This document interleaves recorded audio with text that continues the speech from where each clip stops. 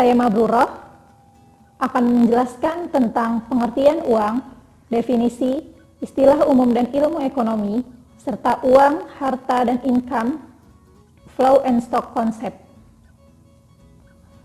Uang, menurut Miskin 2013, ialah sesuatu yang diterima secara umum untuk pembayaran barang dan jasa atau untuk pembayaran hutang.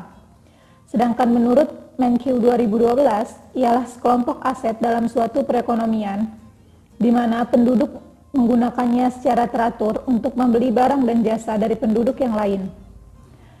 Dan kemudian menurut Ball 2011, ialah sekelompok aset yang berfungsi sebagai sebuah media pertukaran ekonomi. Pengertian menurut ahli ekonomi, uang sama dengan money supply atau penawaran uang, di mana jumlah uang yang berada atau beredar dalam perekonomian. Sedangkan pengertian secara umum, uang sama dengan harta sama dengan income. Uang berarti mata uang, rekening bank, dan bentuk lain yang digunakan untuk melakukan pembayaran. Sedangkan harta berarti kumpulan berbagai kepemilikan yang berfungsi sebagai penyimpan nilai atau store of value. Dan kemudian income berarti arus pendapatan persatuan waktu. Yang selanjutnya ada konsep uang. Uang merupakan stok konsep. Kemudian harta sama dengan uang ditambah aset lain merupakan stok konsep. Dan kemudian income sama dengan arus uang pada suatu periode merupakan flow konsep. Konsep stock and flow digunakan lebih sering pada ekonomi makro atau dalam teori mengenai pendapatan, keluaran, dan tenaga kerja. Jadi uang biasanya merupakan variabel stok, manakala dibelanjakan menjadi variabel flow. Sedangkan kekayaan merupakan stok dan pendapatan adalah flow. Kemudian tabungan bagi seseorang dalam hitungan bulan adalah flow, sedangkan total tabungan pada suatu hari adalah stok. Kemudian hutang pemerintah merupakan stok, sedangkan defisit berjalan pemerintah merupakan sebuah flow. Dan kemudian pinjaman yang belum dibayarkan adalah sebuah stok. Selanjutnya saya akan menjelaskan mengenai fungsi uang dalam perekonomian. Fungsi uang itu merupakan landasan yang digunakan oleh ahli ekonomi untuk mendefinisikan dan mengklasifikasikan uang. Fungsi uang terbagi menjadi tiga. Yang pertama sebagai alat tukar, yang kedua sebagai satuan hitung, yang ketiga sebagai sarana penyimpanan nilai. Yang pertama saya akan menjelaskan mengenai fungsi uang sebagai alat tukar atau the medium of exchange. Uang sebagai alat tukar mendorong efisiensi ekonomi karena yang pertama menurunkan biaya transaksi dengan mempersingkat waktu untuk melakukan pertukaran barang dan jasa. Yang kedua mendorong spesialisasi manusia. Yang ketiga mendorong pembagian tugas atau tenaga kerja.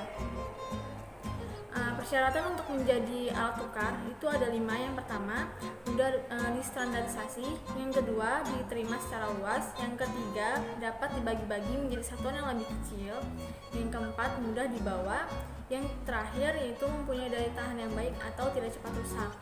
Selanjutnya saya akan menjelaskan fungsi yang kedua yaitu sebagai satuan hitung atau the unit of account. Uang digunakan untuk mengukur nilai barang dan jasa dalam perekonomian. Tanpa satuan hitung yang disepakati, maka proses pertukaran atau jual dan beli dengan menggunakan uang sebagai alat tukarnya tidak akan berfungsi. Kenapa? Karena jika tidak adanya uang, sistem yang berlaku adalah barter, yaitu tukar menukar dengan sesama barang, sehingga kita tidak tahu apakah barang tersebut sama dengan jumlahnya dengan yang kita tukar itu. Selanjutnya yang ketiga, fungsi uang dalam perekonomian yaitu sebagai sarana penyimpanan nilai atau a store of value. Fungsi ini yang pertama menunda konsumsi ke waktu yang akan datang, lalu menjaga daya beli sejak diterima sampai pada saat digunakan. Yang ketiga merupakan aset paling liquid dibanding dengan jenis aset yang lainnya. Selanjutnya saya akan menjelaskan mengenai jenis uang. Jenis uang yang terbagi menjadi dua, yaitu uang komoditas dan uang fiat. Uang komoditas atau commodity money yaitu uang yang berbentuk suatu komoditas yang mempunyai nilai intrinsik. Yang dimaksud dengan nilai intrinsik ini adalah komoditas tersebut tetap mempunyai nilai ketika tidak digunakan sebagai uang. Selanjutnya ada uang fiat atau fiat money, yaitu uang yang tidak mempunyai nilai intrinsik dan berfungsi sebagai uang berdasarkan peraturan dari negara atau pemerintah. Untuk uang komoditas sendiri, jenisnya itu dalam sejarah mencatat berbagai komoditi pernah digunakan sebagai uang, mulai dari tablet tanah liat, hasil pertanian, rokok, dan lain-lain. Akan tetapi karena sifatnya tidak cocok untuk menjadi uang, maka kemudian hilang dan tidak tersisa. Tersisa dua jenis komoditas yang bertahan sampai ratusan tahun sebagai uang, yaitu emas atau disebut dengan dinar, dan perak disebut sebagai dirham. Emas dan perak dapat bertahan menjadi uang karena sifat logamnya yang dapat memenuhi kriteria sebagai uang. Bahkan emas karena sifatnya sebagai logam mulia sangat ideal sebagai uang. Selanjutnya, uang fiat.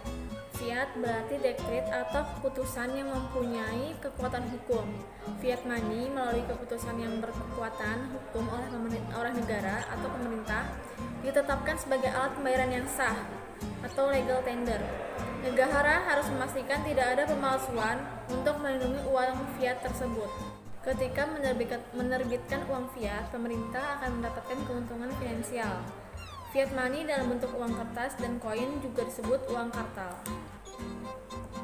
Peranan penerbitan uang kertas kemudian diambil alih oleh bank sentral dan bank komersial yang mempunyai wewenang secara legal untuk mencetak uang, di mana uang dijamin untuk persediaan emas yang dimiliki oleh negara yang bersangkutan.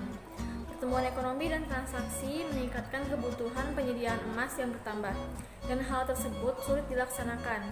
Kesulitan menyediakan cadangan emas menyebabkan nilai uang kertas dan logam akhirnya dilepas atau tidak dikaitkan dengan persediaan emas yang dimiliki oleh suatu negara.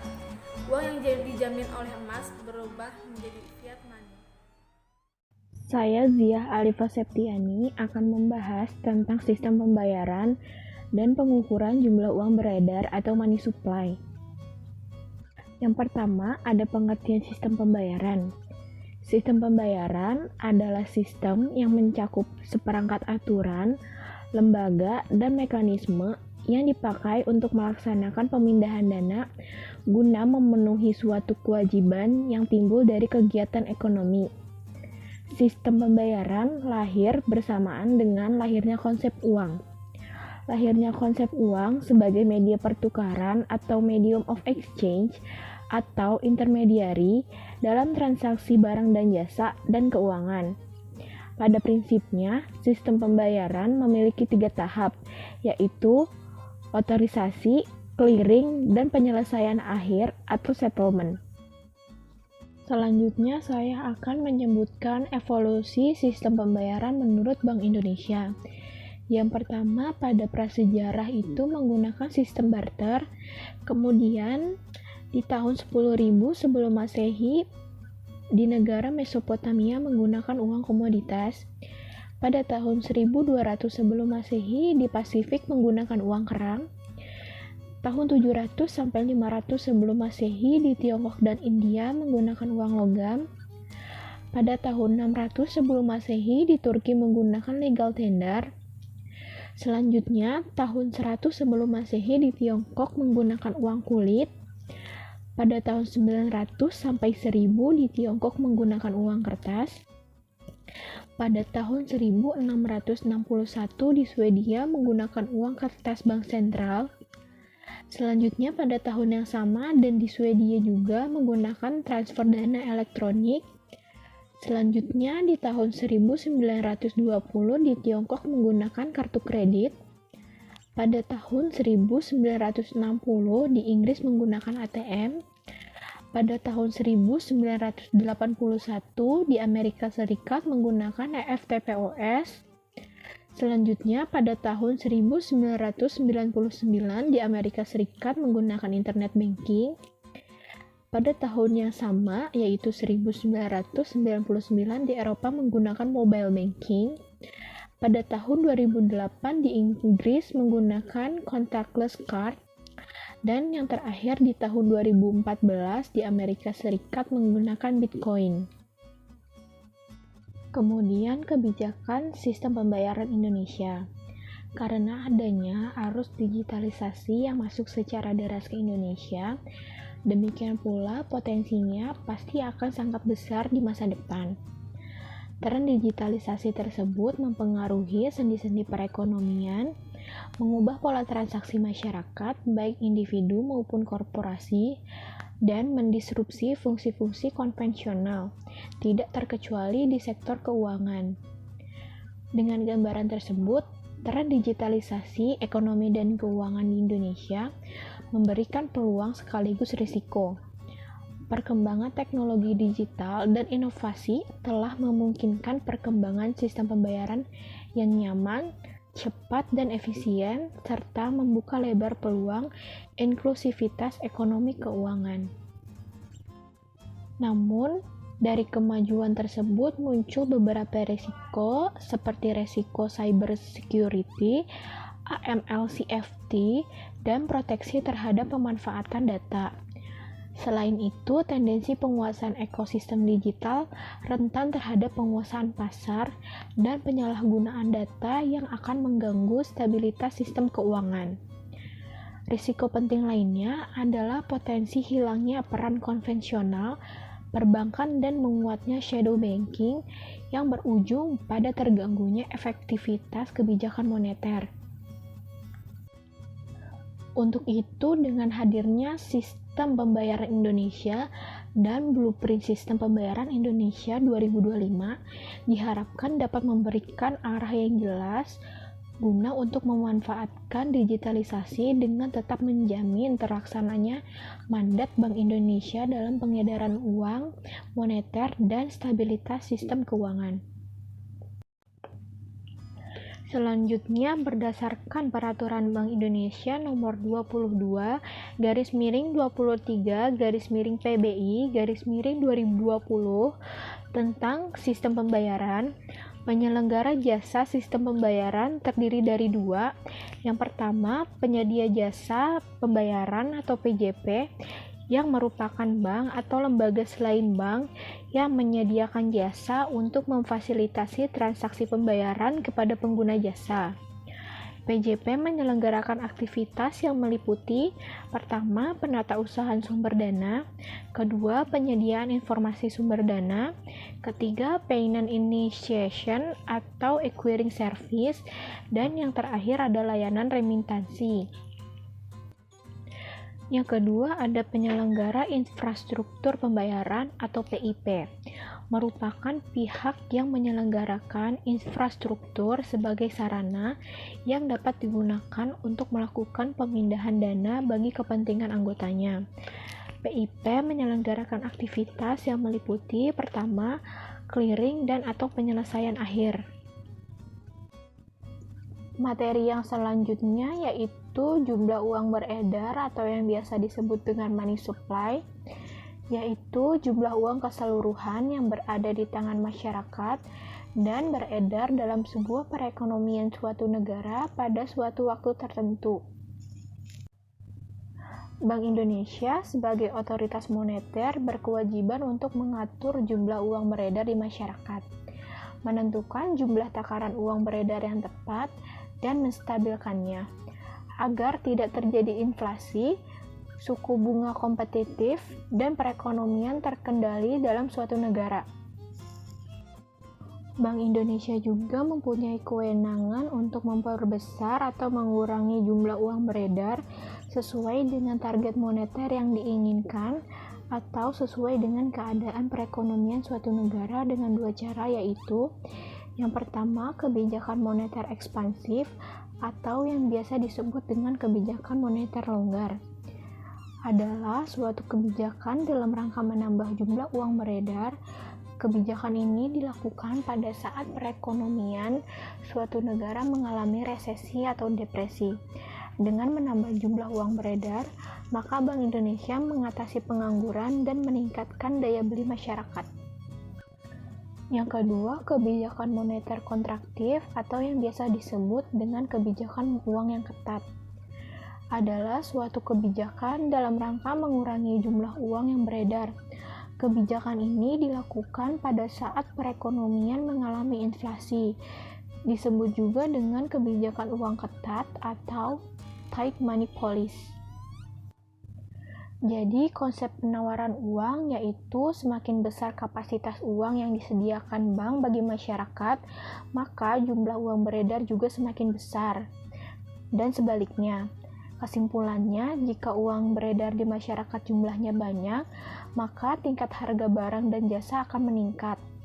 Lalu, harga bergejolak atau tidak stabil, maka akan terjadi inflasi dan akhirnya perekonomian menjadi overheating. Di dalam jumlah uang beredar terdapat pihak-pihak yang terlibat di dalamnya. Yang pertama bank sentral, kedua bank umum, dan yang ketiga nasabah atau masyarakat. Bank sentral memiliki tugas penting menjaga peredaran uang guna menopang kegiatan ekonomi yang dilakukan masyarakat. Bank umum sebagai lembaga keuangan dapat berperan menjalankan fungsi intermediasi sebagai jembatan kepentingan masyarakat yang kelebihan dana dan kekurangan dana. Selanjutnya, masyarakat atau nasabah melakukan kegiatan menyimpan dan meminjam uang pada bank umum. Faktor-faktor yang mempengaruhi pembatasan penciptaan uang yang pertama, masyarakat menyimpan uang tunai. Yang kedua, BBU atau bank-bank umum melebihkan cadangan yang ditetapkan. Yang ketiga, masyarakat menyimpan uangnya dalam deposito berjangka. Kemudian Bank Indonesia memiliki kebijakan yaitu quantitative monetary policy atau kebijakan moneter kuantitatif yang dibedakan menjadi 3 bentuk, yaitu yang pertama ada OPT atau operasi pasar terbuka. Dalam kegiatan ini, Bank Indonesia membeli dan menjual surat-surat berharga dan obligasi pemerintah dengan tujuan untuk mempengaruhi penawaran uang melalui perubahan dalam basis moneter. Yang kedua, menetapkan suku bunga pinjaman. Apabila perekonomian mengalami depresi, Bank Indonesia menurunkan suku bunga diskonto, maka akan menggalakkan bank-bank umum untuk meminjam dan menambahkan cadangannya di bank sentral. Kemudian sebaliknya. Yang ketiga, mengubah suku cadangan wajib. Bank Indonesia mewajibkan kepada bank-bank umum untuk menyimpan rasio tertentu di antara dana yang harus tersedia dan jumlah deposito yang diterima harus dipertahankan di bank sentral dalam bentuk kas.